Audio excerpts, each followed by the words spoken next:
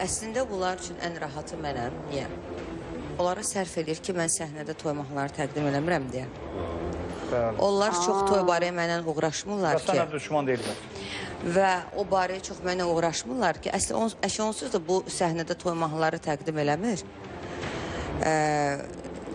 Amma onlar özləri də çox yaxşı bilirlər ki, fərq yoxdur ya mənim üçün kimliyindən asılı olmayaraq.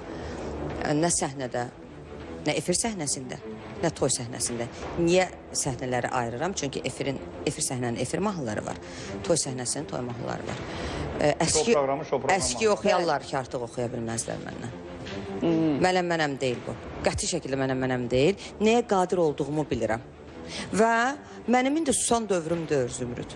Mənim doğrudan susan dövrümdür. Mənim dilimə görə dizçəyim də var. Bir var elə bir adam gəlir, keçən səfər dəfələr nə olub, verişdə oturmuşam. Yanında elə bir adam musiqidən danışır ki, mən. Hə, valla susub oturam, aburma həyama sığınıram. Amma bir dənə sözdüyüm elə anamı salamlayıram burada. Mənim anam mənə dedi ki, çox sağ olun, təşəkkür edirəm. Mənim anam mənə dedi ki, sənin susan vaxtın deyil.